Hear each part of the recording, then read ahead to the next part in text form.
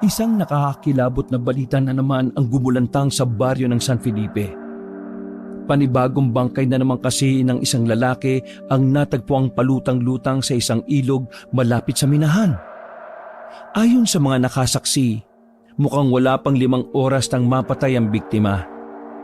Dahil nang iahaw nila ang bangkay ay may lumalabas-labas pang dugo sa parteng katawan nito na may butas.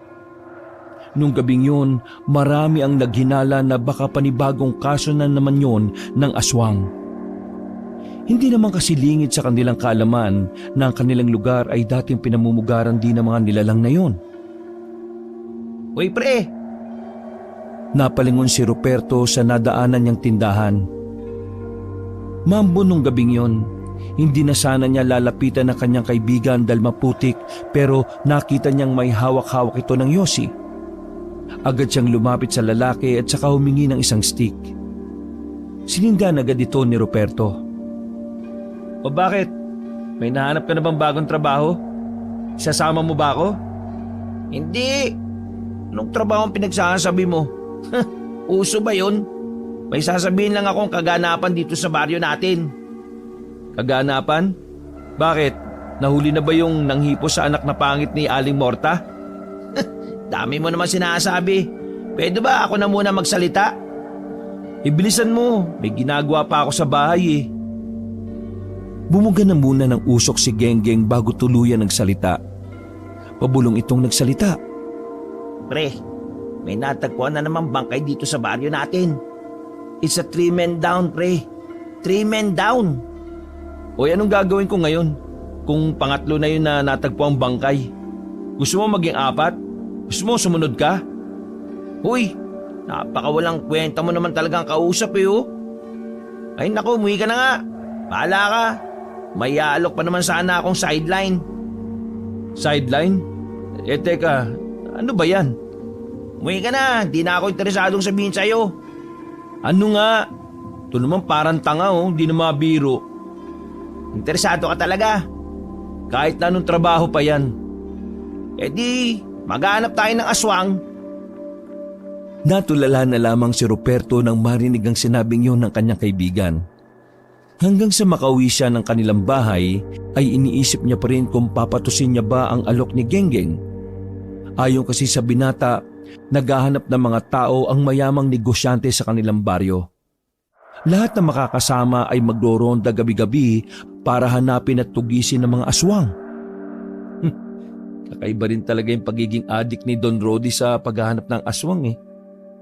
Umabot na talaga siya sa puntong kailangan na niya maghanap ng mga tao.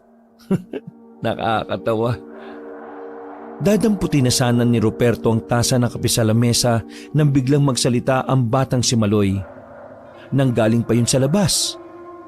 Binitawan nito ang payong at seryosong pumasok.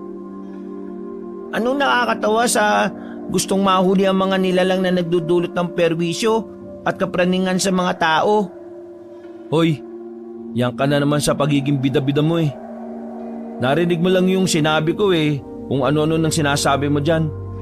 Inihingi ko ba opinyon mo? May karapatan ako magsalita depende sa kung ang sasabihin ko ay nakakasira ng tao, nakakasakit o nagdudulot ng kasamaan sa kaisipan ng isang tao. Oo na. Yan ka na naman eh, sa pagiging malalim mo magsalita. Tumayo si Ruperto at sa lubong ang kilay na kinausap ang bata.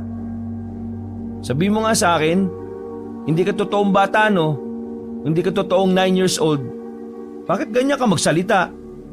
Bakit ganito ako magsalita? Oras lang ang makakapagsabi sa'yo. Ha? Anong... Oy! Teka! Hindi na lumingon pa ang bata nang kusa nito umakyat sa taas. Napapailing na lamang si Ruperto sa mga pagkakataon na yun. Sa halos mag-iisang buwan na niyang kasama sa bahay ang pinsan niyang yun, hindi pa rin niya alam kung bakit ganoon ang kilos at pananalita ng bata. Basta noong mamatay ang nanay nito dahil sa aksidente, sa poder na nila iniwan si Maloy. Wala namang nagawa si Ruperto dahil mismong ina na rin niya ang nagdesisyon na doon tumira ang bata. Ay nako, Diyos ko naman. Kailan kaya uuwi ng Pinas si Mama? Hindi ko na yata kaya mamuhay ng may ganitong kasama na bata. Minsan nakakatakot ng kausapin eh. Nilaklak na lamang niya ang isang tasa ng kape at saka muling umupo. Dinukot niya ang dipindot na cellphone at saka sinubukang tawagan si Genggeng. Pero sa mga pagkakataong yon ay mahina na talaga ang signal sa kanilang baryo. Tuwing umuulan kasi ay naapektuhan ang nag-iisang satellite na malapit sa kanila. Mas maigi pa nga sigurong tanggapin ko na lang yung alok ni Genggeng kaysa mamalagi ako dito sa bahay. Tsaka, para hindi naman isipin ni Mama na umaasa lang ako sa padala. Ayaw kong nandito lang lagi kasi may kasama akong batang weirdo eh. Ay nako, wisit. Kinuhang muli ni Roberto ang payong sa gilid ng kanilang pinto. Lumabas siya ng bahay. Nang nasa gate na siya ay nagtaka siya kung bakit may isang lalaking matanda ang nasa gilid. Basang-basa yun ng ulan. Sinubukan niyang kilalanin ang mukha na matanda. Pero dahil madilim sa parting yon ay hindi niya yun namukaan. Bakit ka nagpapaulan dyan? First time mo lang bang mabasa ng ulan?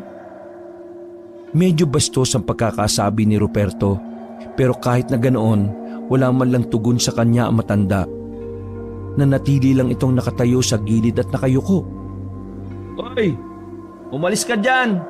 Baka mamaya pagkamalang ka pa magnanakaw. O baka naman magnanakaw ka nga.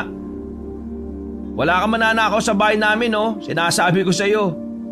Pero kung gusto mo, dalin mo yung bata sa loob.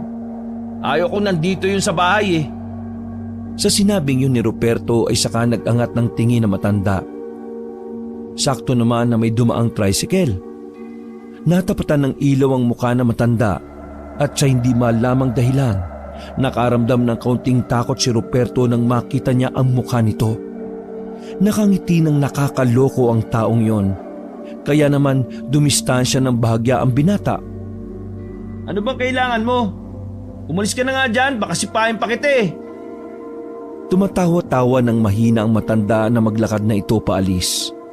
Hindi malaman ni Roberto kung ano ang mararamdaman niya.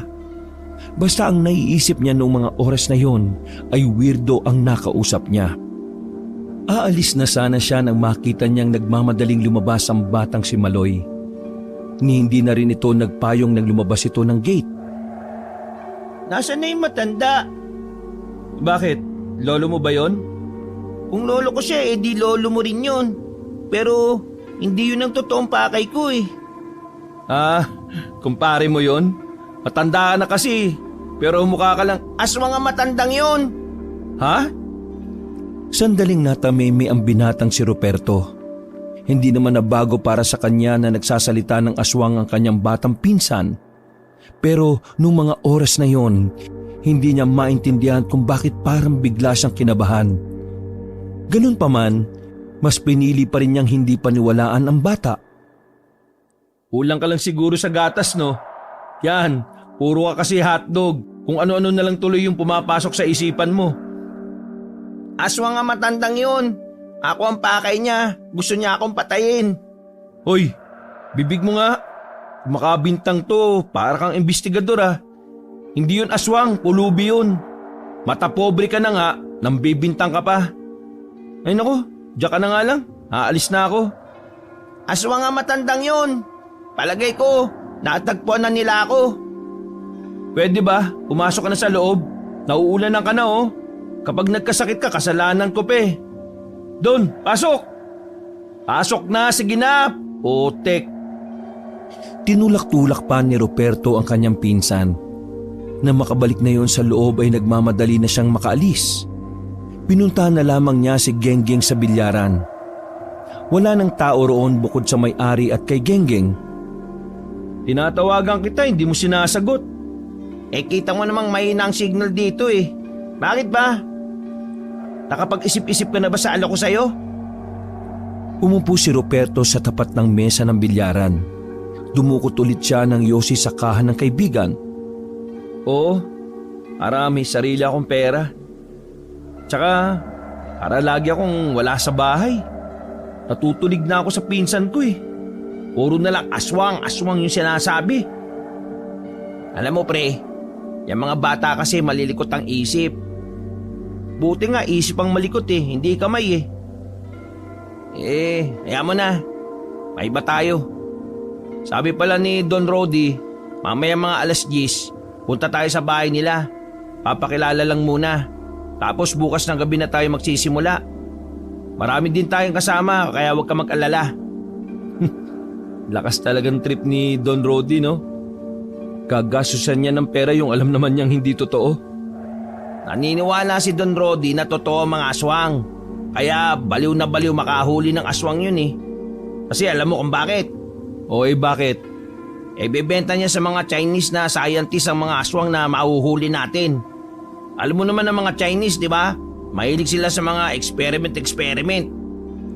Ay nako, wala na akong pakialam kung ano pa man ang gagawin nila. Basta kailangan ko ng pera at mapaglilibangan. Di sige. Pero laro na muna tayo. May 1 oras pa naman tayo Mamaya punta natin si Don Rody. Naglaro na muna ng bilyar ang dalawa.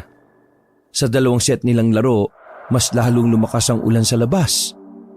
Kahit na ganun na ang panahon, kahit kailan ay walang naramdamang pag-aalala si Ruperto sa pinsan niyang si Maloy. Wala naman kasi siyang pakialam sa batang yun nung una pa lang. Kung may kakayahan nga lang siyang hindi tanggapin si Maloy, hindi yun makakatira doon. Nang sumapit na ang alas 10 ng gabi, nilisan na nila ang bilyaran. Nagsiksika ng dalawa sa maliit na payong at sira pa ang isang tangkay. Kaya nang makarating sila sa bahay ng mayamang negosyante, basang-basa na ang katawan nila.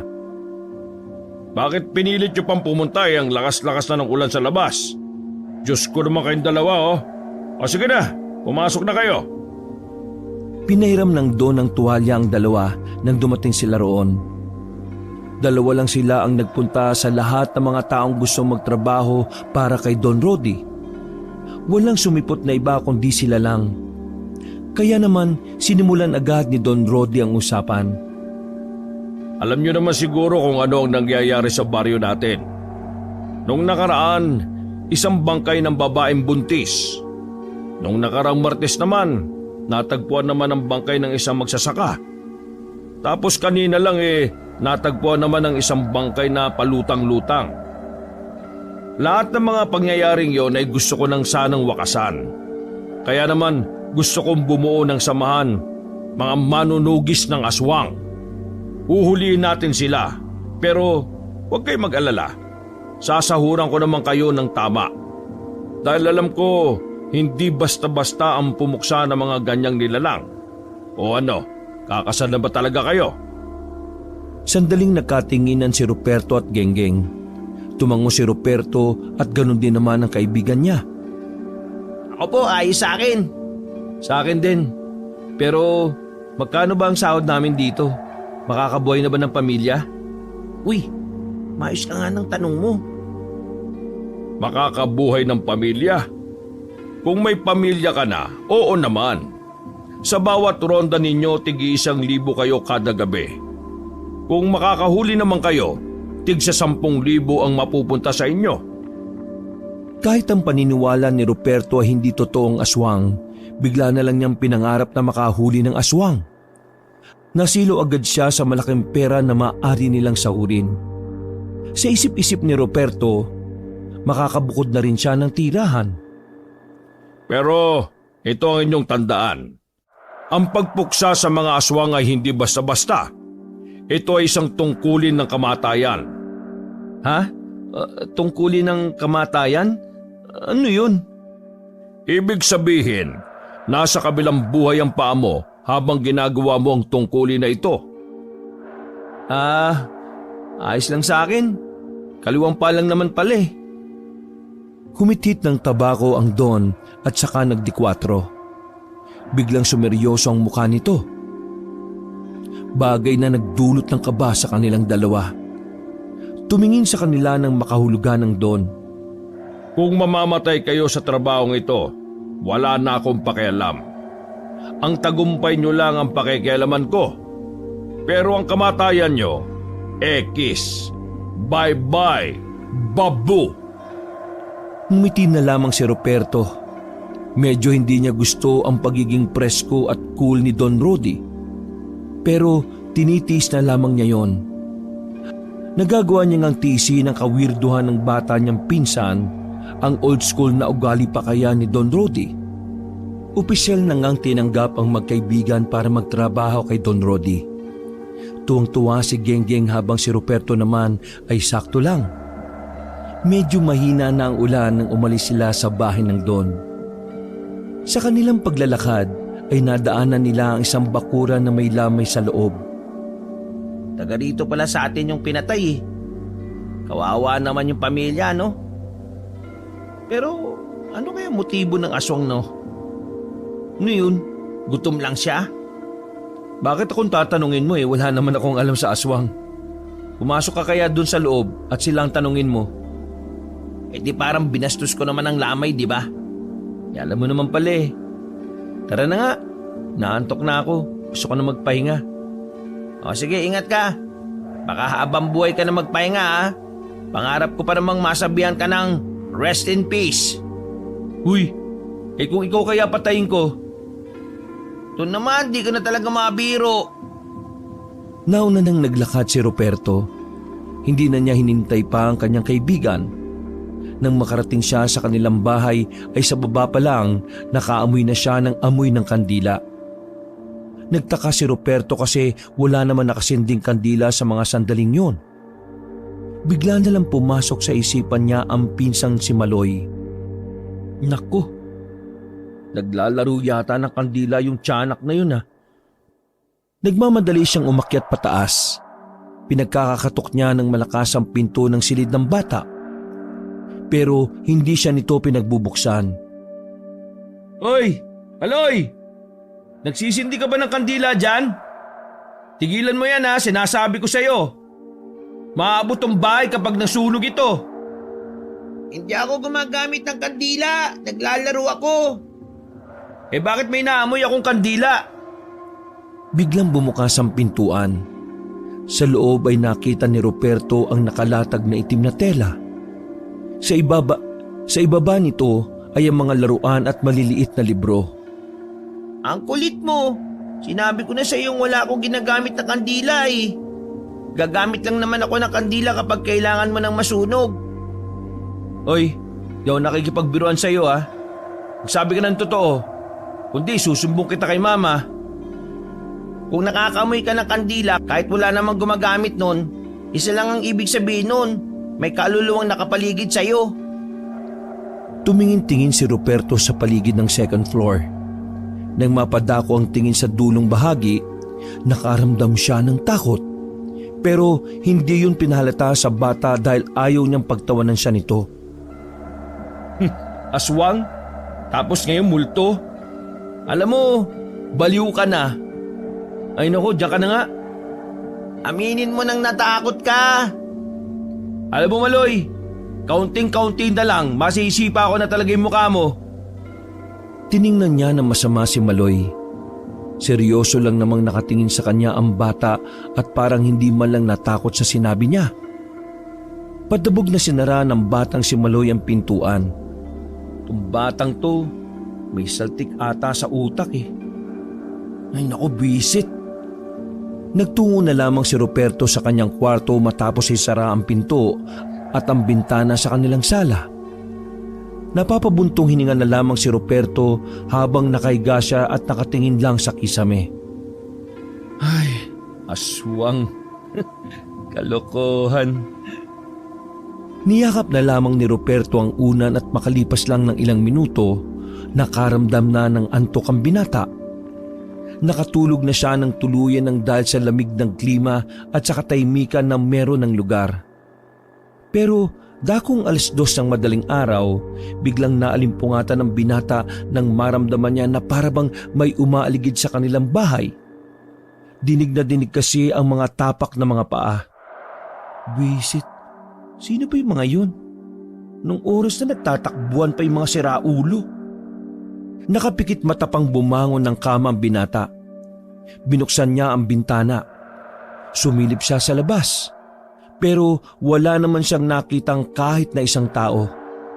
Dahil doon, tuluyan nang namulagat ang kanyang mga mata. Takang-taka siya. Napapaisip kung guni-guni niya lang ba ang kanyang narinig.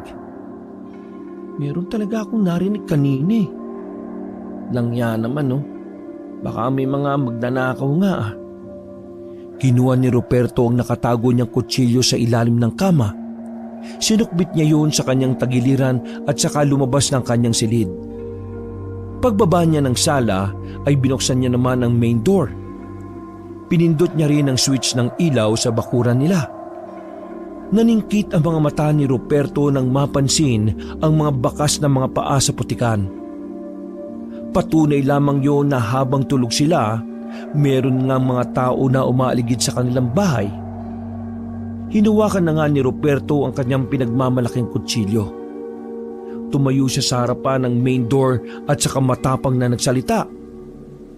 Kung sino man kayo dyan, magpakita kayo sa akin. Isa-isa lang oh. Patay kung patay. Pero wala naman siyang nakuhang tugon mula sa paligid. Nakakaramdam na siya ng kaunting kaba. Pero dahil sa kanyang iniingatang pride, hindi siya nagpapahalatang takot. Lumabas na kayo dyan. Hindi yung patago-tago kayo. Paano tayo magpapatayan yan? Huwag ka nang magsalita na parang kayang-kaya mong pumatay nang kahit isa man lang sa kanila. Iritado na namang tumingin si Ruperto sa hagdanan.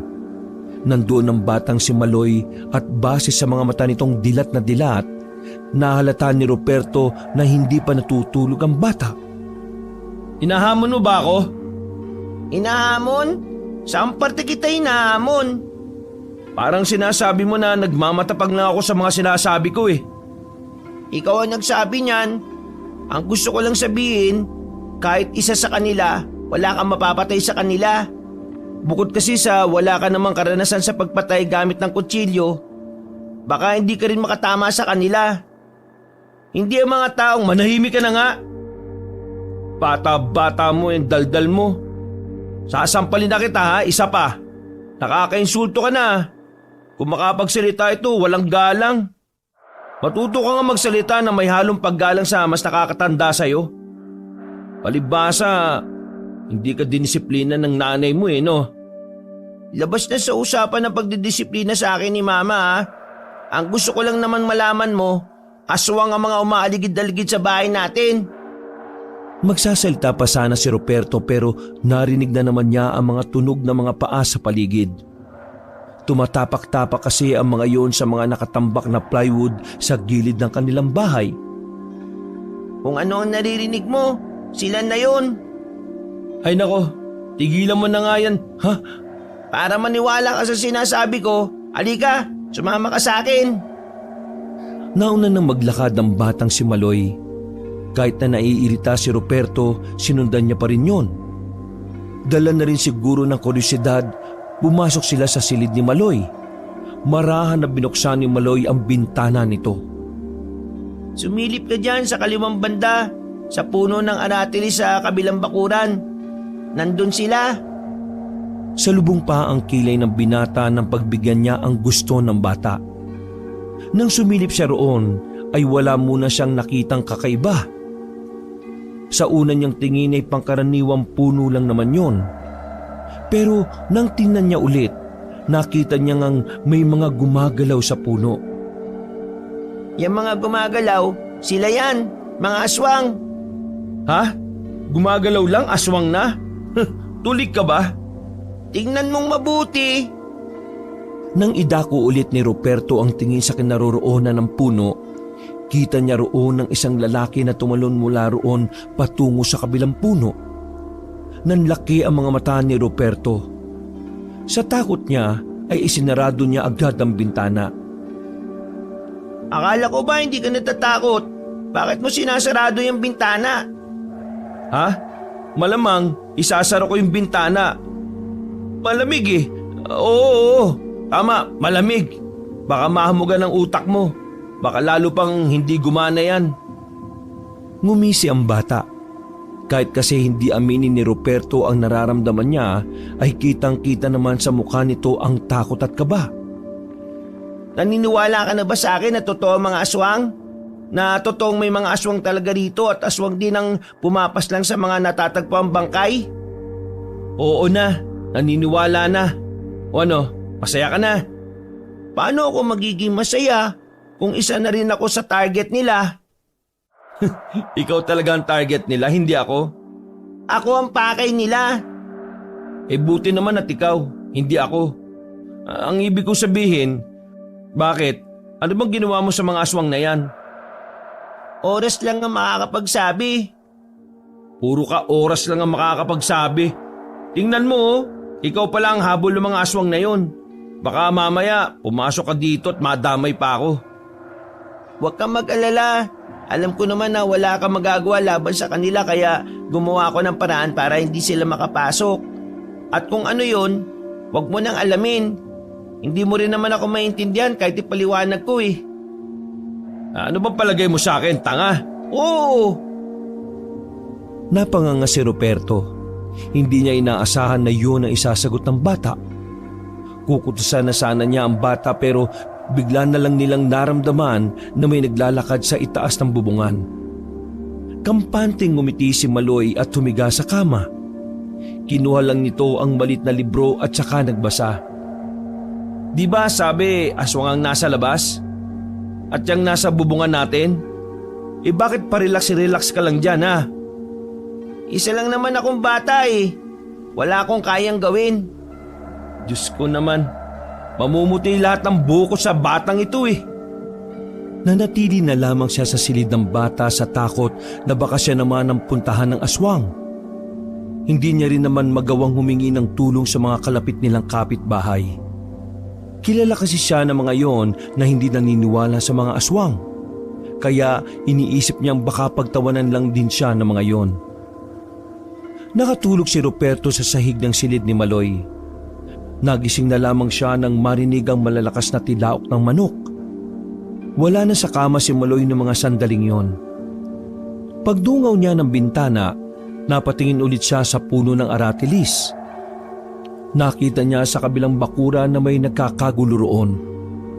Para malaman kung ano ang meron doon, pumunta siya roon para makichismis na rin. Pagsilip niya, nakita niya ang 5 lalaki na nakatihaya habang nakatakip ang mga muka. Lahat ng iyon ay may malalaking bukol sa leeg. Medyo naguguluhan si Ruperto kaya naman naisipan na niyang tanungin ng isang alin na naroon. Si Aling Nora, isa sa mga kilalang tsismosa sa kanilang baryo. Aling Nora, ano ba nangyari sa 5 yan? Ang 5 na yan ay aswang. Nagulat na lang kanina sila Maring Olag nang may makita silang mga nakabulagta dyan sa baba ng aratilis. Pagtingin nila sa muka, nako, ang pangit. Mukhang halimaw. Kaya sabi nila, aswang daw yan. Bakit naman? Hindi ko rin alam, pero dahil siguro sa mga bukol nila. Natigil ang kanilang pag-uusap nang dumating ang isang lalaki na tansya ni Ruperto ay nasa 60 years old na. Puti na rin kasi ang buhok nito, pero may kalakasan pa rin naman ang katawan. Ako si Mang Kepweng. Pinatawag ako ng may-ari ng puno ng aratilis. Isa ho akong albularyo, kaya alam ko kung ano ang nangyayari sa mga aswang na ito. Base sa aking pagsusuri ng mga bukol nila, masasabi kong namatay sila ng dahil sa kulam. Pagsabing yon ni Mang Kepweng ay agad na umandar ang bulungan sa paligid. Isang malakas na mangkukulam ang pumaslang sa kanila. Kung iisipin nyo, tama lang ang ginawa ng mangkukulam. Pero hindi pa rin tayo dapat maging kampante. Ang mangkukulam ay kampon din ng kadiliman. Kung kinulam niya ang mga aswang, pwede niya rin kulamin ng kahit na sino. Kaya naman kapag may nakita tayong kahina-hinalang tao, sasabihin niyo kaagad sa akin ha. Nang sa ganun malaman natin kung mangkukulam ba siya o aswang. Dahil kahit sino man sa kanila, sila ay mga kalaban ng tao. Base sa hiyawan ng mga tao ay masasabi ni Ruperto na sang-ayon ng mga yon sa albularyong si Mang Kepweng. Tahimik lang si Ruperto ng mga oras na yon. Iniisip niya na yung mga aswang na nakita nila Maloy noong madaling araw, Ang hindi niya lang alam ay kung sino ang kumukulam sa mga aswang na yon. Makalipas ang ilang oras, tuluyang kumalat sa kanilang baryo ang nangyari sa 5 aswang. Hinayang na hinayang naman si Don Rody nang mabalita ang hindi niya maaaring kunin ng mga bangkay ng aswang. Dahil pag sumapit ang araw ay susunugin na rin yun ng namumuno sa barangay. True ba yan? Nasaitsong niya muna ang aswang bago sila na dead Madela? Uy, para kang tanga. Bakit ganyan ka magsalita? Nagpa-practice lang ako maging bading para mas madali ako makadikit sa mga babae. Pero ano ba talaga nangyari? Wala na ako sa mood magkwento. Puntahan mo na lang ako sa bahay mamayang gabi kapag aalis na tayo. 1 linggo ang nakalipas, marami na ang nangyari sa kanilang baryo. Nakapagsimula na si Ruperto sa pagtatrabaho kay Don Rody. Nakasahod na siya ng medyo malaki-laki kahit na wala pa naman silang nahuhuling aswang. Samantalang sa baryo naman nila, nagkaroon na ng paghahanap ng mangkukulam sa pamumuno naman ni Mang Kepweng. Bagong albularyo na bigla na lang lumitaw sa kanilang lugar. Hindi ba parang isang malaking kabubuhan yung ginawa ng mga tao sa atin, no? Sa halip na aswang ang hanapin nila kasi yun ang delikado, ang hinahanap nila ay ang mangkukulam. Yung mangkukulam nga yung pumatay dun sa 5 aswang, di ba? Ibig sabihin, tinutulungan tayo ng mangkukulam. Naglakad na sila patungo sa kagubatan nung gabing yon. Yun na ang pang-8 araw na roronda sila sa gubat. Yun naman ang sinabi ng albularyo eh. Mas marunong ka sa albularyo eh, mas may alam naman yun sa'yo. Kahit ako rin, uunahin ko muna ang mangkukulam. Ang mga aswang, kapag inatake ka, makikita mo at makakadepensa ka pa. Ang mangkukulam, hindi mo alam kung paano ka dedepense kasi hindi mo naman alam kung nasaan siya. Pero, common sense lang pare. Kasi kung masama ang mangkukulam, dapat kung sino-sino na lang yung kinukulam niya sa atin. Pero bakit yung mga aswang na yung kinukulam niya? Tanong mo sa mangkukulam para malaman mo. Ay nako, manahimik ka na nga. Papasok na tayo sa gubat. Tumigil sila sandali sa bukana ng kagubatan. Kanya-kanya na nilang inilabas ang mga mahahabang patalim na binigay sa kanila ng Don. Kanya-kanya rin silang dala ng mga flashlight. Sana naman may mahuli na tayong aswang para tiba-tiba na. Nang makapag-ayos na silang lahat, ay sinimulan na rin nilang maglakad papasok sa loob. Kampante at kalmado lamang sila na naglalakad nung oras na yun. Dahil tulad ng mga naunang gabi, iniisip nila na wala pa rin silang makakasagupang aswang. Pero kalahating oras lang ang nagdaan, nakarating sila sa minahan. Malapit lang kung saan natagpuan ang bangkay ng biktima ng aswang. Tumingin-tingin muna sila sa paligid. Wala namang mga taong naroon kung kaya't agad din naman silang lumapit. Dahil sa pag-aakalang umuwi na ang mga nagmimina doon, naisipan nilang pumasok sa loob ng tunnel. Pero nasa bungad pa lang sila ay nakita na nila ang 2 lalaking trabahador. Wakwak ang tiyan ng isa, samantalang ang isa naman ay puro kalmot ang buong katawan. Naghihingalo pa yun. Biktima na naman to ng aswang oh. Buhay pa yung isa! Buhay pa! Tara, tulungan natin! Nagpresinta ang isang nilang kasama na buhatin ng lalaking naghihingalo. Pero nang iangat nila yon, ay nalaglag ang isang braso nito sa lupa. Doon lamang nila napagtanto na sa dami ng hiwa at kalmot ng lalaki sa katawan, kaunting galaw lang ay hihiwalay na ang ibang parte ng katawan nito. Napilitan na lang silang ibaba ang lalaki. Ilang segundo lang ay tuluyan na itong nalagutan ng hininga. Kabado at nanlalaki ang kanilang mga mata noong mga sandaling yon. Lalong-lalo na nang marinig nila ang mga tunog na ik-ik sa paligid. May aswang na!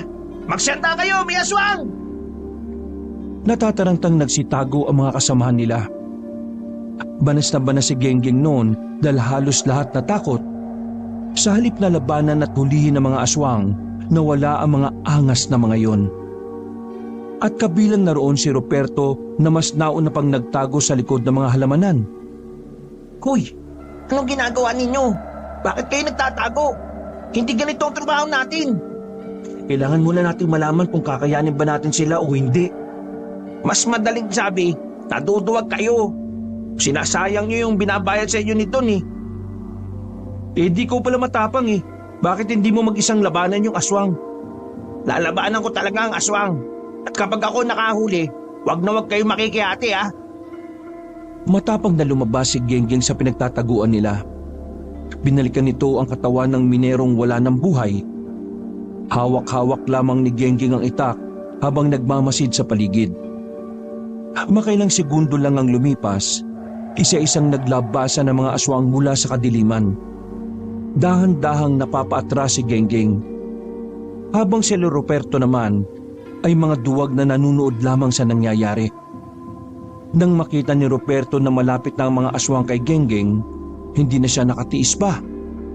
Kahit natatakot ay matapang din siyang lumabas. Tumakbo siya sa kinaroroonan ng kaibigan. Napatigil ang mga aswang sa paglapit nang sumunod naman ang iba nilang kasamahan. Kita nilang parang natakot ang mga aswang kaya sinamantala na nila ang pagkakataon. Nilusob nila ang mga aswang. Mabibilis na gumapang ang mga aswang paalis. Pero nataga ni Genggeng at Ruperto ang isang aswang na aakyat na sana ng puno.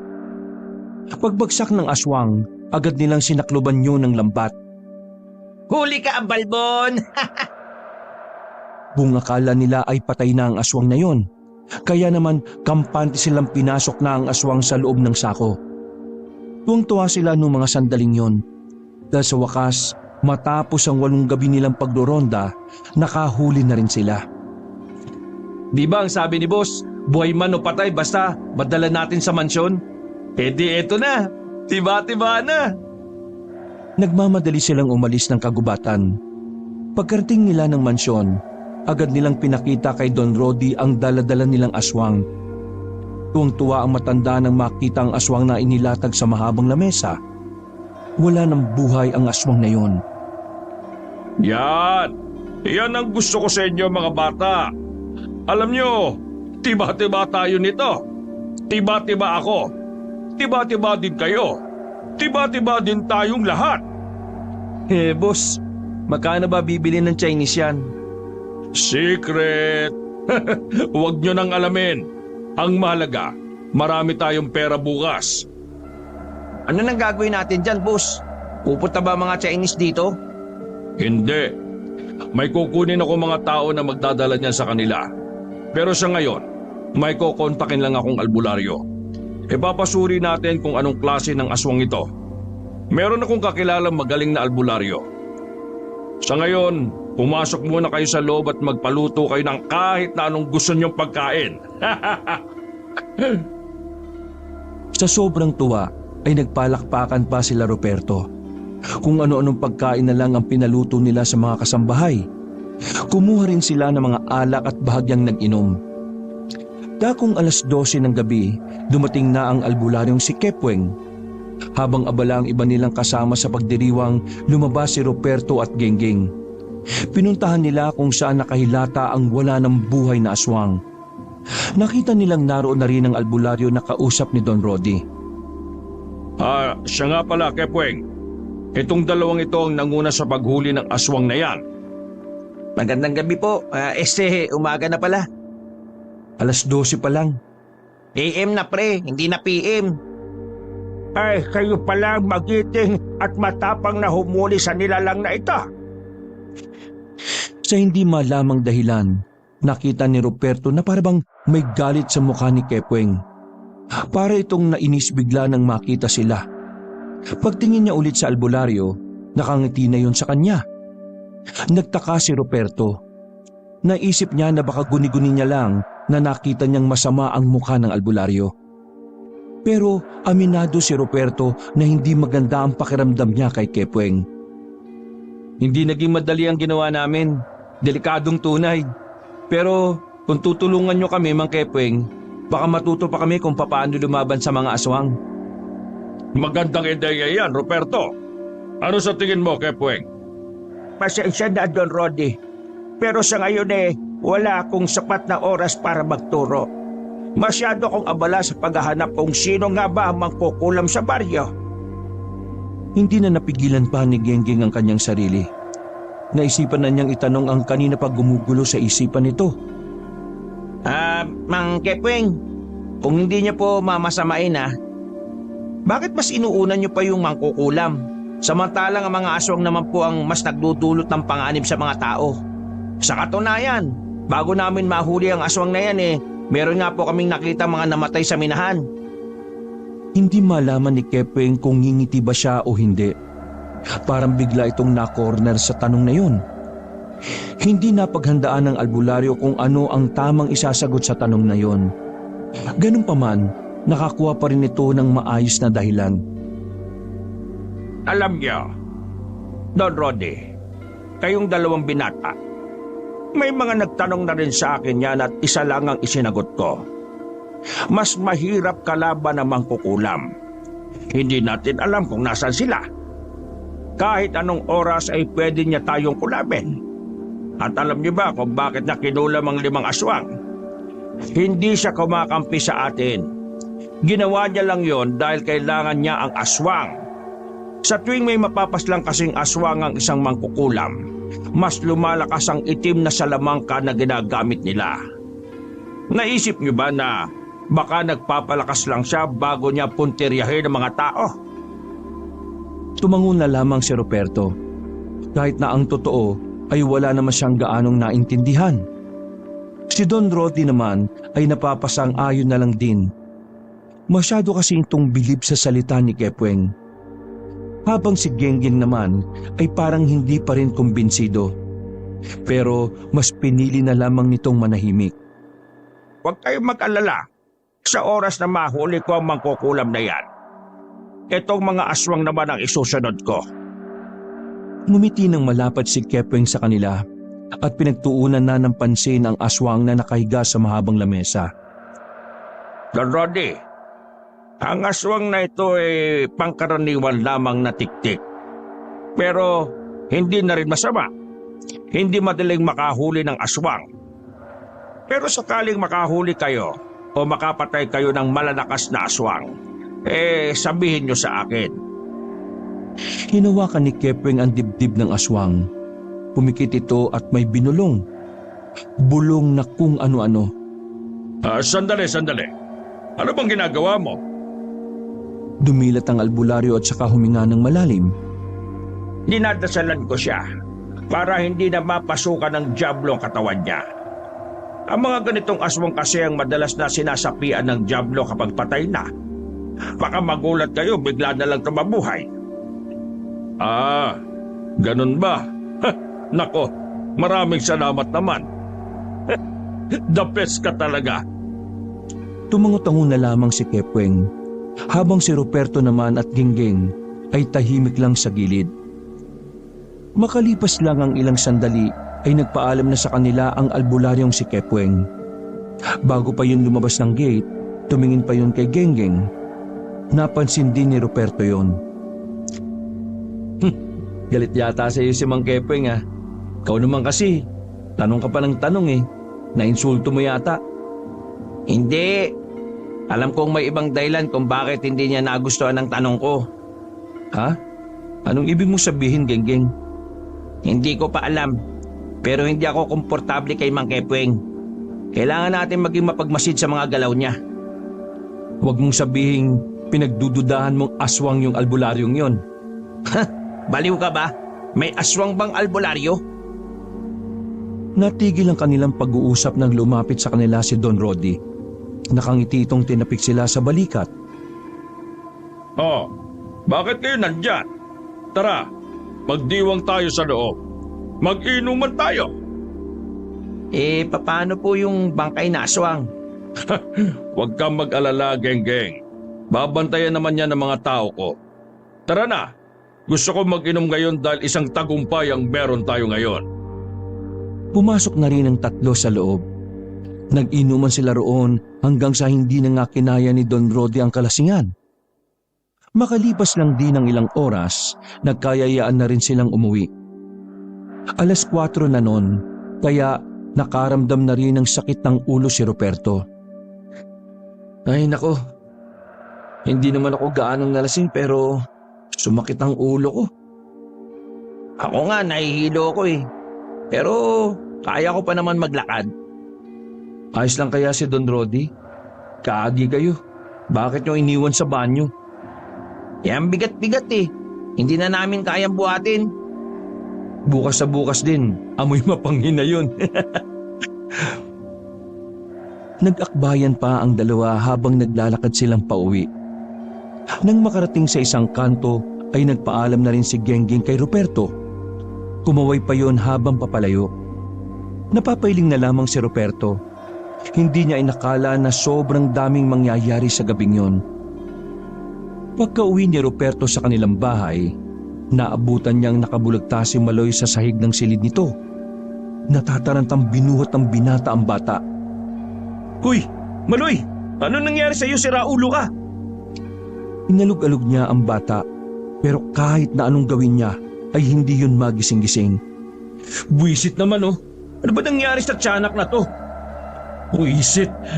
Buwisit! Naramdaman na lamang ni Ruperto na mainit ang katawan ng bata. Dahil wala namang kaalaman si Ruperto sa kung papaano aasikasuhin ng isang bata, wala siyang magawa kundi ang lumabas ng bahay at magsisisigaw. Natakot siya na baka kung sakaling may masamang mangyari kay Maloy, siya lang ang nag-iisang masisisi. Kaya naman naganap siya sa labas kung sino ang maaring tumulong sa kanya. Tulong! Tulungan niyo ako! Paulit-ulit na sinisigaw ni Ruperto yon. Hanggang sa narinig na siya ng isa sa pinakabiteranong tsismosa sa kanila, si Aling Nora. Lumapit ito sa kanya nang marinig ang kanyang sinasabi. Ay, ano ba nangyari? Bakit ka ba sigaw ng sigaw? Yung pinsan ko po kasi, naabutan kong walang malay. Diyos ko ka, ano ba nangyari sa batang yan? Nasaan? Agad na pumasok ang matandang babae na si Nora sa kanilang bahay. Pagkakita pa lang nito kay Maloy ay nagpakita agad ng pag-aalala si Aling Nora. Mag-init ka nga ng tubig, tapos lagyan mo ng suka. Bilis! Mataas ang lagnat ng pinsan mo, Roberto! Nagmamadaling kumilos ang lalaki. Ilang sandali lang ay nakapag-init na rin siya ng tubig. Nilagyan niya yun ng kaunting malamig para maging maligamgam. Gamit ang bimpong nilublob doon ay pinunasan nila ang bata. Ulit-ulit lamang nilang ginawa yon hanggang sa kahit papaano ay bumaba na rin ang init ng katawan nito. Nakahinga naman ng maluwag si Ruperto. Akala niya kung ano na nangyari sa bata. Mayayari sana siya sa nanay niyang nasa abroad kung nagkataon. Ano bang ginagawa kasi ng batang yan at bakit nilagnat? Lagi bang napapagod din? Di ko nga alam sa batang yan. Nandito lang naman yan sa bahay. Ang ginagawa lang naman yan magluto eh. May kala naman kaming matino kaya hindi naman yan nahihirapan. Kabata-bata pa niyan, pinagluluto mo na mag-is... Aling Nora, may trabaho ako. Lagi akong wala rito sa bahay. Diyos ko, kawawa naman palang batang ito. Kung pwede ko lang alagaan ito ginawa ko na. Kaso nakita mo naman, ang dami ko na ring apo. Yung mga anak ko kasi, Diyos ko, pabuntis ng pabuntis. Wala namang matinong trabaho ang mga asawa. Ang ending, ang lola ang bantay ng mga anak nila. Ako ang kawawa. Aling Nora, medyo mabuti rin pala kayong tao, no? Akala ko chismis lang ang inaatupag niyo sa buhay eh. Sira ulo ka yata eh. Anong tingin mo sa akin masama? Dibangan ko lang ang chismis pero mahal na mahal ko ang pamilya ko. Kaya ikaw mahalin mo rin ang batang yan dahil yan lang ang pamilya mo rito. O sige na, kailangan ko nang bumalik sa bahay. Nagrarambulan na yung mga apo ko ron. Lalabas na sana si Aling Nora nang bigla itong huminto at may inihabol na tanong. Roberto, ito bang pinsan mo, yung nanay niya may lahing mangkukulap? Diyos ko naman, Aling Nora. Yung nanay niya po patay na. Kung yun po ang hinihinala niyong kumulam sa mga aswang, hindi po siya. Wala po kaming lahing mangkukulam, no? Bakit niyo naman po naitanong? Duda ba kayo sa amin? Hindi, wala naman. Basta, sige na, aalis na ako. Bahala ka na sa pinsan mo, Iiling-iling na lamang si Ruperto.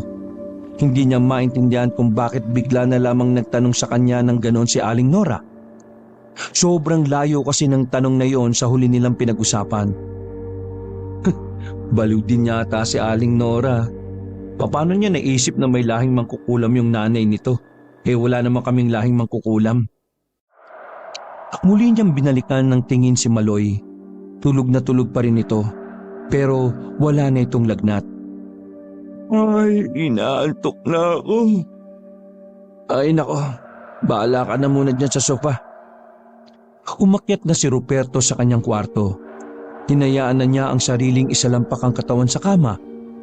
Walang ano-ano ay agad din naman siyang dinalaw ng antok. Pero 6:00 pa lamang ng umaga ay nagising na agad ang binata. Naririnig niya kasi sa kabilang kwarto ang boses ni Maloy. May kung ano itong kinakanta-kanta na hindi naman niya maintindihan. Bumangon siya at kinutok ang pinto nito para patahimikin. Hoy! Pwede ba huwag kang maingay? Natutulog pa ako eh.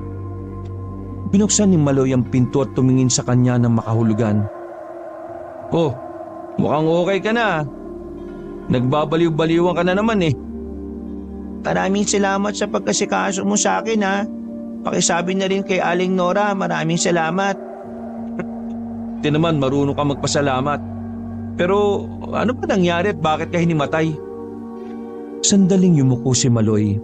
Parang nahihirapan itong sabihin kung ano ang totoo. Pero pinilit ito ni Ruperto. Kailangan mo sabihin kasi pareho tayo mayayari kay mama kapag may hindi pala magandang nangyayari sa'yo. May aswang kagabi. Ha? Aswang? Alam kong naniniwala ka na sa aswang dahil kasama ka sa mga tauhan ni Don Rodi. Oo nga, naniniwala na ako. Pero ang ibig ko sabihin, bakit naman papasok ang aswang dito sa bahay? Di ba namigay si Mang Kepeng ng mga pangontra sa aswang? Nakasabit sa pintuan natin sa sala? Oo, nandun nga. Pero hindi naman yun gumagana. Kasi kung gumagana yun, hindi makakalapit sa akin na matanda. Matanda? Sinong matanda? Yung matandang nakausap mo sa tapat nung malakas ang ulan. Lumapit siya sa akin. Nagbago ng anyon pagpasok niya. Bakit ka nawala ng malay? Sinapak ka ba niya o sinipasan mo ka? Hindi niya ako mahawakan dahil sa suot kong pangontra. Sinubukan niya akong isailalim sa hipnotismo. Pero hindi niya nagawa. Dahil doon, nawala na ako na malay. Walang yang aswang na yan Dapat siguro, wag ka na muna rito sa bahay. Ayos lang ako dito sa bahay. Hindi naman sila makakalapit sa akin eh. Huwag mo akong intindihin. Hindi naman kita iniintindi no. Sino ka ba para maging concern ako? Sus, nag-aalala ka dyan eh. Kasi natatakot ako sa sasabihin ni mama. Huwag kang ang feeling dyan no. Dumukot si Ruperto ng 1,000 at saka iniabot kay Maloy. Maaga akong alis ngayon May aasikasuhin kami ni Genggeng sa mansyon ni Don Rodi. Huwag kayong magtiwala kay Mang Kepweng ha. Hindi totoong tinutulungan niya ang mga tao laban sa mga aswang. Ha? Anong ibig mo sabihin? Hindi ko pa alam kung ano ang dahilan niya at kung sino ba talaga siya. Pero huwag ka mag-alala. Ako nang bahala sa kanya. Bago pa siya makagawa ng masama, naunahan ko na siya. Kung makapagsalita ka, akala mo naman talaga may kayang gawin eh. Hoy, paalala ko lang 9 na taon ka pa lang, hindi 30. Iiling-iling na lamang si Ruperto nang iwan niya ang batang si Maloy. Pagkatapos maligo ay umalis na siya agad ng kanilang bahay. Pumunta siya agad sa mansyon ni Don Rodi. Pagdating niya roon ay wala pang iba nilang kasama.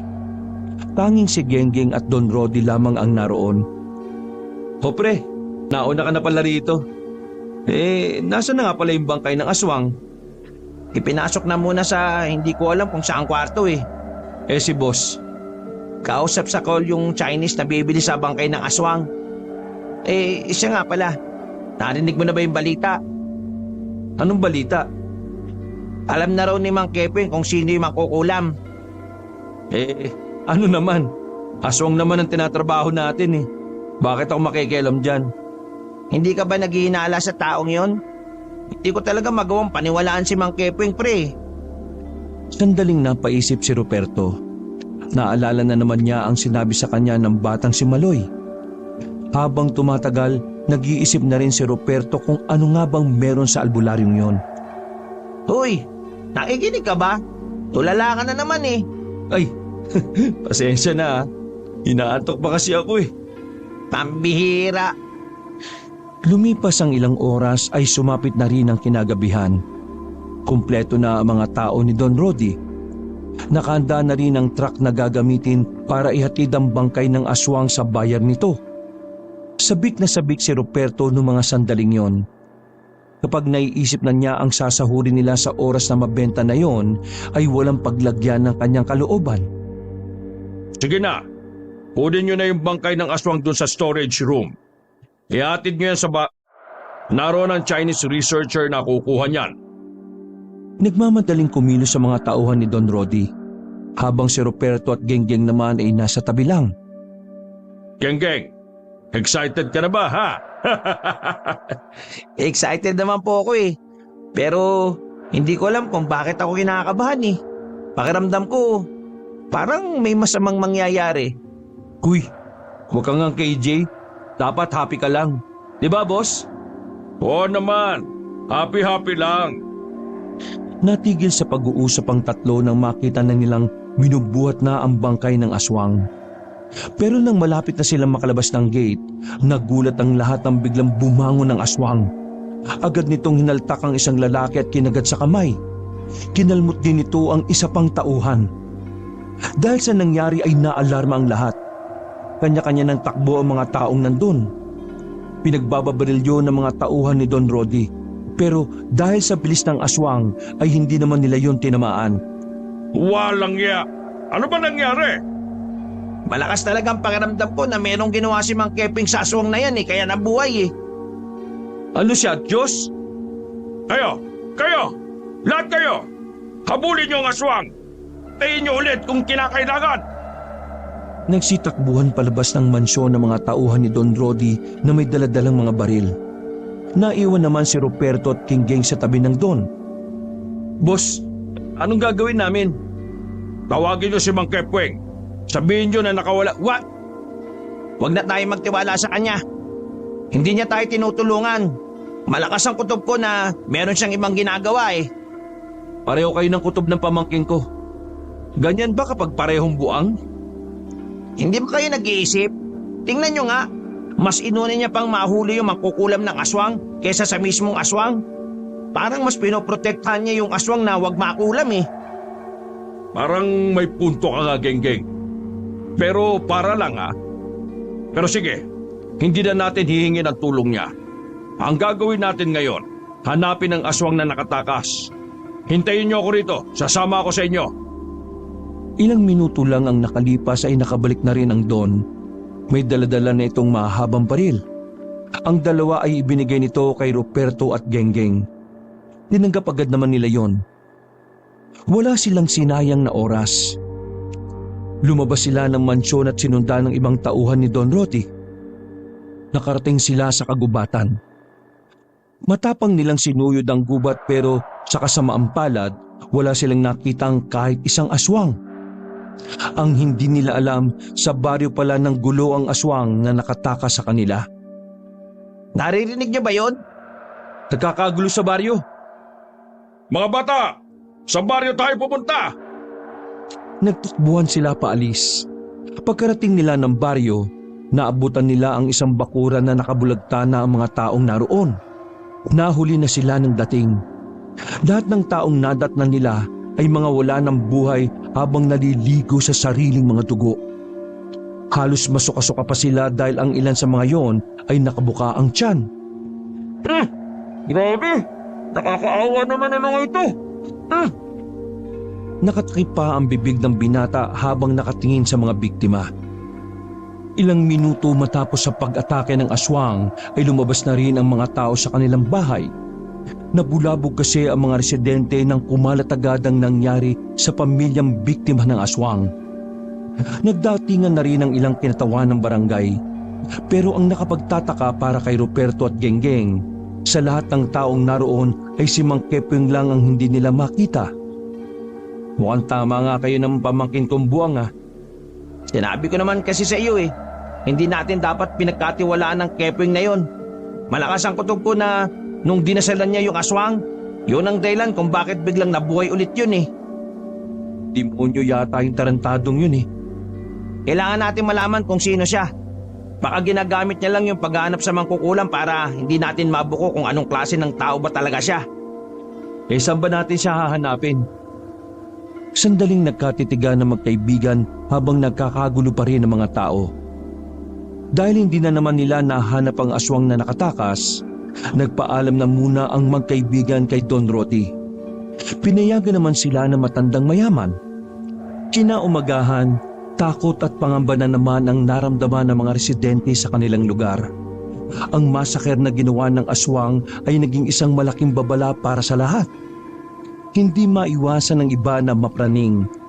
Pero sa kabila ng mga nangyari, si Mang Kepweng ay wala pa ring ibang inatupag kundi ang sinasabi nitong mangkukulam. Sa katunayan, naabutan nila Ruperto ang albularyo na tinipon ng ilang residente sa ilog. Napatigil si Ruperto at Genggeng sa paglalakad. Dahil sa kuryosidad ay napalapit ang dalawa roon para pakinggan kung ano ang sinasabi ng albularyong si Kepweng. Mga kalugar, makinig kayong lahat. Alam ko na kung sino ang magkukulam sa baryong ito. Bulong-bulungan agad ang namayani nung oras na yon. Maging si Ruperto at Genggeng ay sabik ding inabangan ang sasabihin ni Kepweng. Mamayang gabi, magpunta tayo ulit dito at malalaman nyo kung sino. Hindi na napigilan ni Genggeng ang sarili. Sumingit ito sa mga tao't malakas na ang loob na nagtanong sa albularyo. Mang Kepweng, mawalang galang na po.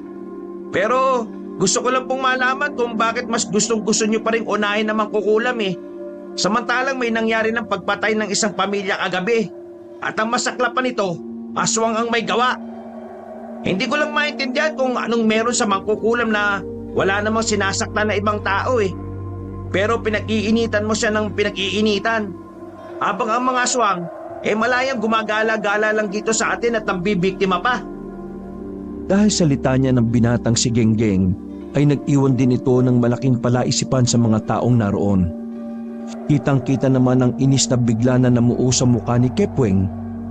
Huminga ng malalim ang matandang albularyo bago sumagot. Hindi ba't naroon ka naman nung pinaliwanag ko na sa iyo? Hindi ka ba nakakaintindi? Sinabi mo sa akin na kaya mo gustong mapatay ang mangkukulam ay dahil may balak na masama ang mangkukulam sa mga tao. Sinabi mong kaya niya kinulam ang mga aswang dahil mas lalakas siya kapag nakakapas lang siya ng mga aswang gamit ang pangkukulam. Yun ang naalala ko sinabi mo sa amin. Oo, sinabi ko nga yun. O ano ngayon ang pinuputok ng butsi mo? Naisip ko lang po, Mang Kepweng, bakit po tayo nakatuon sa isang taong hindi naman natin alam kung papaano tatalunin? Samantalang nandyan ang mga aswang na kung magkakaisa tayo, kakayanin natin silang puksain. Kung totoo mang may binabalak na masama mangkukulam sa mga tao, hindi ba dapat matagal na niyang ginawa yun? Bakit kailangan niyang magpalakas sa pamamagitan ng pagpaslang ng aswang? Hindi naman mahirap para sa kanya na mangkulam ng isang tao, di ba? Ano bang gusto mong sabihin ha? Sa palagay ko, walang masamang balak ang mangkukulam na kulamin ng mga tao. Mga aswang lang ang target niya. May iba ka bang alam na dahilan kung bakit mga aswang ang target niya? Wala kang alam, di ba? Wes ako meron. Wala man akong alam na ibang dahilan para kulamin niya ang mga aswang. Pero nararamdaman kong kinukulam niya ang mga aswang para sa kapakanan ng mga tao. Mang Kepweng, kung talagang may malasakit kayo sa baryo, unahin mo ang mga aswang na kitang-kita mo namang pumapas lang na ng mga tao. Bakit wala kang pakialam sa mga aswang? Manahimik ka! Anong walang pakialam ang sinasabi mo? Ginagawa ko ito para sa baryo. Anong alam mo sa mangkukulam, ha? Wala kang alam. Ako ang nakakaalam kaya ako ito ginagawa. Isa akong albularyo. Kaya lahat ng nangyayari, alam na alam ko yan. Huwag na huwag kang mas marunong dahil wala ka namang napapatunayan sa buhay. Tiniko ni Ruperto si Genggeng. Nararamdaman na kasi ni Ruperto na medyo nagkakaroon na ng tensyon. Pre, Tama na. Baka isipin pa ng mga tao rito ikaw yung mangkukulam eh.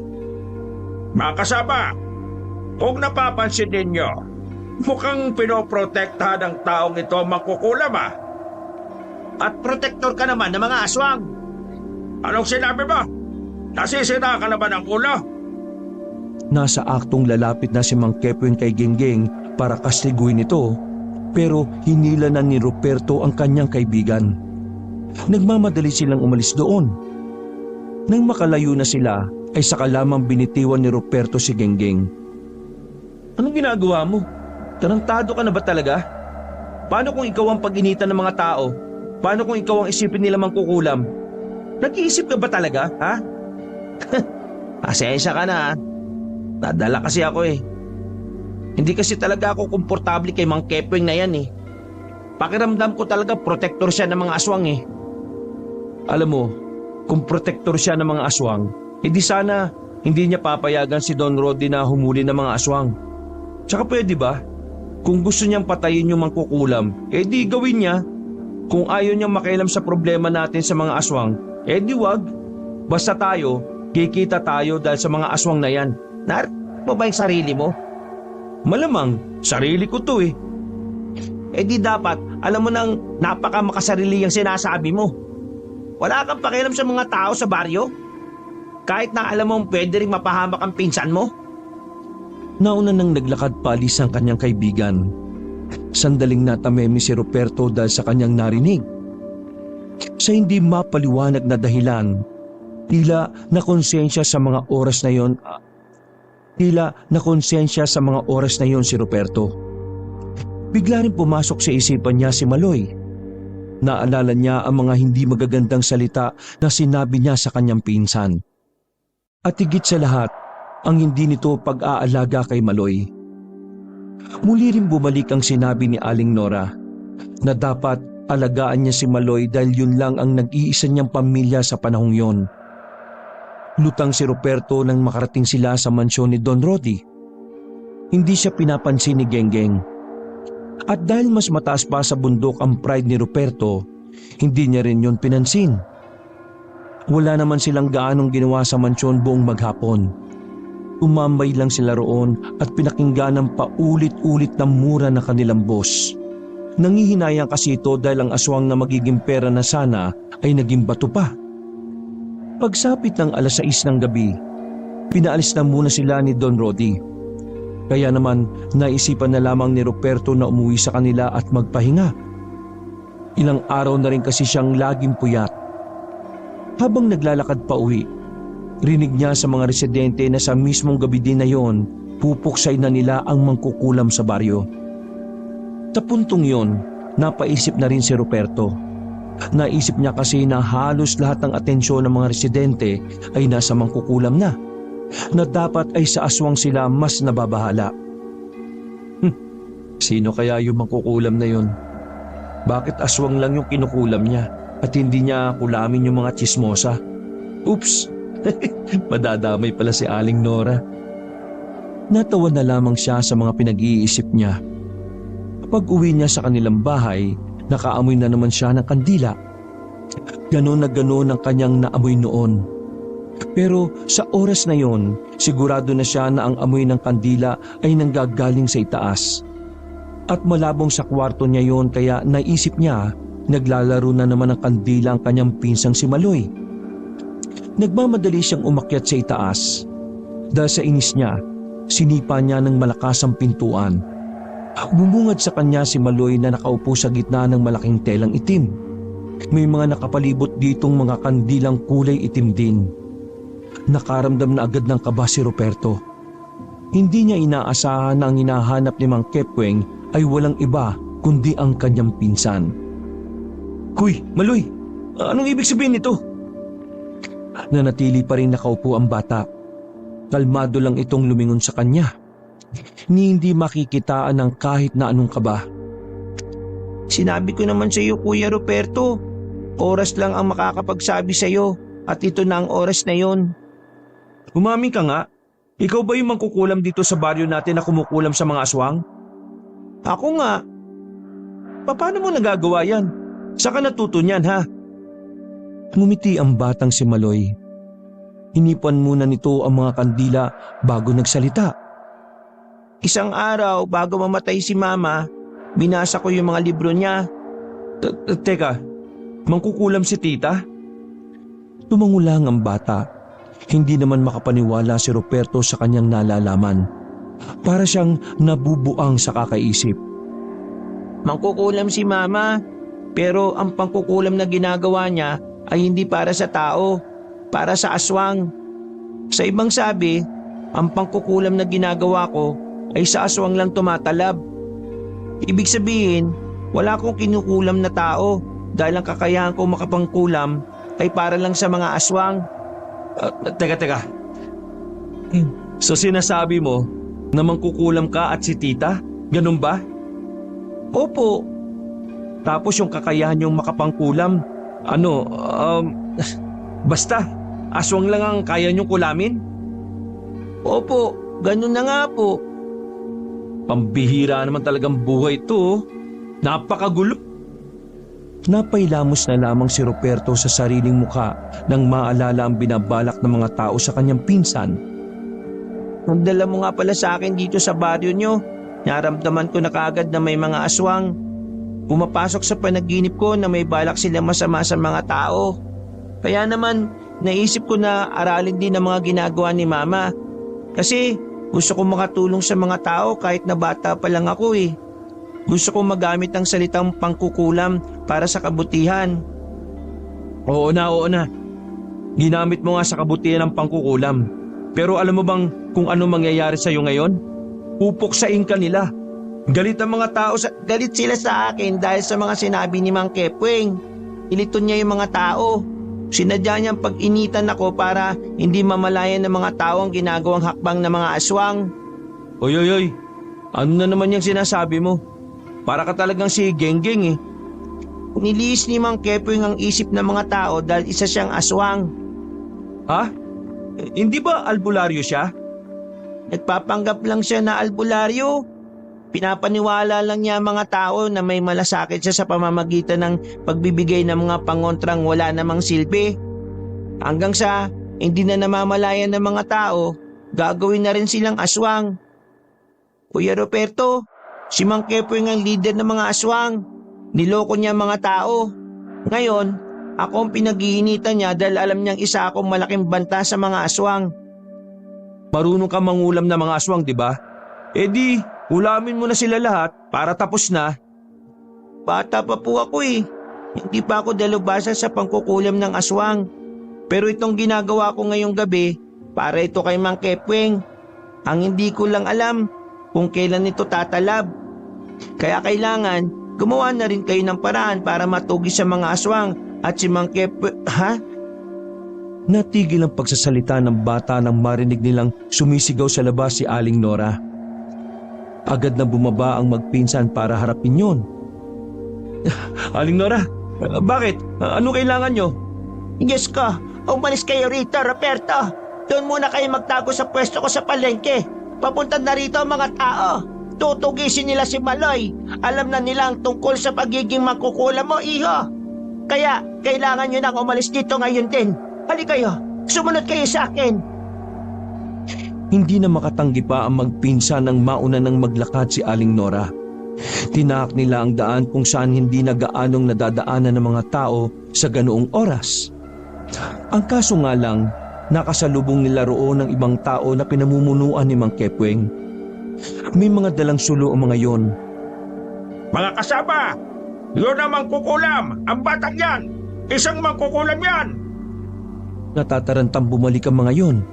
Pero pagtingin nila si pinanggalingan nila ay may mga tao na rin paparating. Mabuti na lang dumating si Genggeng at Don Rodi na sakay ng van. Huminto yun at bumukas ang pinto. Sumakay na kayo, bilis! Aling Nora, sumama ka na! Nakasakay sila at nakaalis naman sila roon. Nakahinga ng maluwag si Ruperto. Noong mga sandaling yon ay alam na rin ni Genggeng at Don Rodi ang tungkol kay Maloy. Wisit na Kepweng yan. Siya palang aswang. Nilusob nila kaninang mansyon kasamang iba pang aswang. Mabuti na lamang dumating itong si Genggeng. Habang nagmamaneho si Genggeng ay pasimpleng tinapik ni Ruperto ang kaibigan sa balikat. Nakita niya sa salamin na tumangulang din yun sa kanya. Hindi sila makalabas ng baryo. Mukhang alam na kasi ng mga aswang na tatakas sila. Kaya lahat ng dadaanan nila ay may nakabara ng malaking troso. Boss, pangatlong kalsada na to, pero lahat nakasarado na. Hindi ba natin kayang buhatin ang mga nakatumbang puno na yan? Masyadong malalaki yan, boss. Wala tayong choice, pabalik tayo. Diyos ko, Panginoon, gabayan mo siya, anak me. Kung lakarin na lang kaya natin. Masyadong delikado. May kasama tayong matanda at bata. Isa pa, hindi natin alam kung may naghihintay na aswang sa dulo ng kalye na yan. Wala tayong magagawa, Ruperto. Kailangan nating sumugal. Kung hindi, mamamatay lang tayo ng walang saysay. Eto, humawa ka ng baret. Ikaw rin, Genggeng. Tayo magiging protektor ng batang ito at nitong si Nora. Kilala mo ako? Malamang, chismosa ka eh. Dahil wala na rin silang ibang magagawa, lumabas na lamang sila ng van. Dala ang mahabang baril ay naglakad sila sa gilid ng kalsada. Nakahanda pa ang kanilang mga baril habang tinatahak nila ang daan. Makalipas lang ang halos 15 minutos, natanaw na rin nila ang isang kanto. Sa kanto na yon ay malapit na ang papuntang bayan. Kung makakalagpas sila roon, siguradong makakaligtas na rin sila dahil nasa loob lamang ng baryo ang mga aswang. Nagmamadali silang tumakbo roon. Kaso sa hindi inaasahang pagkakataon, may mga aswang na bigla na lamang lumabas mula sa gilid ng kanto. Naroon din si Mang Kepweng na nung mga sandaling yon ay iba na rin ang itsura nito. Akala niyo ba makakalayo kayo sa baryong ito? Lalo ka na, batang mangkukulam ng aswang. Tama nga ang hinala ko. Isa kang halimaw. Aswang! Uy, Kepweng, tigilan mo na to. Hindi bagay sa'yo. Titigil lang ito kapag namatay na ang batang yan. Agad-agad na tumakbo ang mga aswang palapit sa kanila. Nagsimula na rin magpaputok ng baril ang tatlo habang umaatras sila. Sa gubat! Sa gubat, miss! Hinawi-hawi nila ang mga halaman na kanilang nadadaanan. Sige rin sila sa kababaril sa mga aswang na gumagapang sa itaas. May mga natatamaan naman sila kahit na madilim ang lugar. Si Rodi ang pinakamaraming napapatay na aswang dahil sanay na itong humawak ng baril. Maloy, kumapit ka lang kay Aling Nora. Roberto, pre. Sabayan mo sila. Kaming bahala dito ni boss. Ha! Ubus na ang mga buwang na ito! Hala! Sige! Mamatay kayo! Tuwang-tuwa pang matandang si Rodi habang niraratrat ang mga aswang. Ganun pa man, hindi pa rin nila masabing nakakalamang sila. Dahil kahit na may mga nababawa sila sa mga aswang, ay may mga dumadagdag pa rin.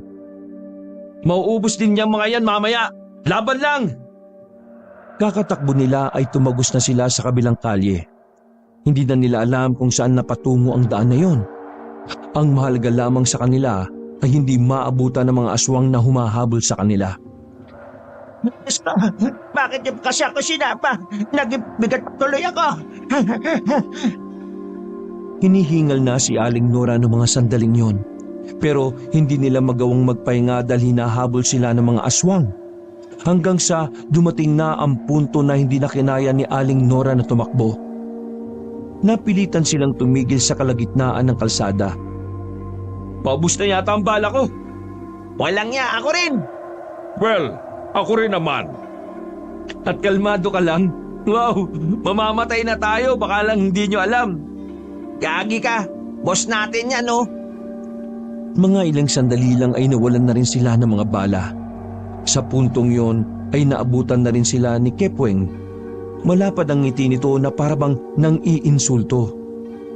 Habang sila Ruperto naman ay magkakadikit na. Pinalilibutan na kasi sila ng mga aswang. Ano ba yan? Hanggang dito na lang ang pinaghirapan yung takas. Nakakainis naman, hindi ba? Hindi man lang ako nahirapan eh. Kepweng, nakikiusap ako sa iyo. Itigil mo na ito. Oh, Aling Nora, nandiyan ka rin pala. Eh di maganda. Mukha kayong isang buong pamilya. Ano bang mapapala mo kung mapapatay mo kami? Kapag naubos ko na ang mga tao sa baryo, malamang ako na ang magmamay-ari ng baryo at ang makakasama ko roon ay ang mga aswang na kagaya ko. Lakas din pala ng trip mo, no? Nag-effort ka pa talagang magpanggap na albularyo para lang dito? Manahimik ka! Una pa lang wala na akong pakialam sa'yo. Hoy bata, halika na rito. Ikaw ang dapat unang mamatay dahil ikaw ang pahirap sa mga aswang. Naglakad ng bahagya si Maloy. Pipigilan sana ito ni Ruperto pero sumenyas lang ang bata. Mang Kepweng, plano mo ba ang lahat ng ito nung una pa lang? Tinatanong pa ba yan? Alam mo, ikaw bata ka. Tanga ka rin no? Nasa dugo niyo na ba yan? Dugo? Di ba dugo mo rin ang ginagamit mo para gawing aswang din ng mga pangkaraniwang tao? Ha? Ibig sabihin, ang mga taong niyanggaw mo at naging aswang, dugo mo rin ang mga dumadali sa kanila. Huwag mong sabihin sa akin yan dahil alam ko na yan. Ako ang gumawa nun Nagpakita ng mahabang kuko si Mang Kepweng. Tatapusin ko na kayo. Lalo ng bata ka. Ayoko ng puro daldalan. Nasa aktong lalapit na sa kanila si Mang Kepweng pero nagtaka na lamang sila nang bigla itong mapahawak sa liig. Maging ang mga kasama nitong aswang ay nagtataka rin. Lintik, ano itong masakit sa leeg ko? Mang Kepweng, mukhang tumatalab na ang kulam. Mukhang ikaw ang magpapaalam Nanlalaki ang mga mata ni Kepweng. Mas lalo pa itong nawindang ng pati ang mga aswang na kasama niya ay isa-isa nang nagbagsakan sa lapag. Lahat ng iyon ay may bigla na lamang tumubong malaking bukol sa leeg. Buisit ka talagang batang magkukulat ka. Bumagsak na rin ang aswang na si Kepweng. Pagbagsak nito sa lapag ay pumutok din ang tumubong bukol sa leeg nito. Teka, kinula mo silang lahat? Sabay-sabay? Si Mang Kepweng lang ang kinulam ko. Pero dahil nananalaytay ang dugo niya sa ugat ng mga aswang na yan, pati sila naapektuhan ng kulam. Ganon ka kagaling, Maloy. Hanep! Sasagot pa sana si Maloy nang bigla na itong nawala ng malay. Nang masiguro nilang patay na si Mang Kepweng, nagmamadali na silang makabalik sa sasakyan. Sa sobrang taranta nila, naisip agad ni Don Rodi na dalhin sa ospital ang bata. Wala namang seryosong problema ang bata. Ang sabi lang sa kanila ng doktor ay dahil sa matinding pagod. Pero iba ang paliwanag ni Maloy. Nasaan na tayo? Nasa langit na. Kami yung mga anghel. Buang, nasa ospital tayo, no? Akala namin kung ano nang nangyari sa iyo Sabi ng doktor, pagod ka lang. Hindi. Anong hindi? Tingnan mo nangyari sa iyo, pinag-alala mo ko Nag-aalala ka na sa akin? Malamang, pinsang kita Nagkaroon na ako ng pakialam sa iyo kasi napagtanto ko kung gaano ko kawalang kwentang kuya sa iyo. Uy, iiyak ka pa Okay na si Maloy, huwag ka na magdrama. Sa tuwing nang kukulam ako, para akong naubusan ng lakas sa katawan At dahil marami ang nakulam ko, malala din ang balik nun sa akin kanina. Mabuti na lang, hindi ako namatay. Humuntong hininga na lamang si Ruperto. Naroon pa rin ang pagiging siraulo niya kahit na umiiyak siya. Nakalabas naman sila ng ospital. Pagbalik nila sa baryo kinaumagahan ay wala na ang mga aswang. Pinaliwanag naman nila ang katotohanan sa lahat ng residente. Naintindihan naman ng mga yun ang ginawa ni Maloy. Makalipas ang 1 linggo, tuluyan ang nakalaya sa kamay ng mga aswang ang baryo. Inilalang mga bayani ng baryo si Maloy. Ganon din naman ang magkaibigang binata at ang 2 matanda. Sa kanilang mga naranasan, naisipan naman ni Don Rodi na bumuo ng samahan na lalaban sa mga aswang sakaling may lumusob ulit. At ang samahan na yun ay pinangunahan naman ni Ruperto at Genggeng. Tinigilan na rin ng matandang babae ang pagkakalat ng tsismis sa tulong ng Don. Nakapagpatayo na lang din ito ng malaking tindahan sa palengke. Samantalang si Maloy naman, sa halip na ipagpatuloy ang ginagawang pangkukulam sa mga aswang, nag-aral na lamang ito kung papaano maging albularyo. Maganda ang kinahinatnan ng kanilang mga buhay. Pero kahit na ganoon, hindi nila kinalimutan ang kanilang tungkulin na protektahan ang kanilang baryo. Kahit na ano paman ang kaya nilang gawin. Hoy Maloy, magmula ngayon, kuya na itatawag mo sa akin ha. Bakit kuya? Anong bakit? Malamang, pamilya na tayo ngayon. Kung hindi pa ako muntikan mamatay, hindi mo ako ituturing na pamilya? Kaya nga 'di ba, sorry na. Suri na. Ang mahalaga naman sa ngayon gusto kong bumawi sa'yo. Marami akong pagkukulang hindi lang bilang pinsan mo, kundi bilang kapamilya mo na rin. Kaya sana hayaan mo akong magpakakuya sa'yo. Sige na nga kuya. Niyakap na lamang ni Ruperto ang kanyang pinsan. Hindi niya inakala na si Maloy ang magiging dahilan kung bakit siya naging matinong tao. Wakas. Isang nakakakilabot na balita na naman ang gumulantang sa baryo ng San Felipe.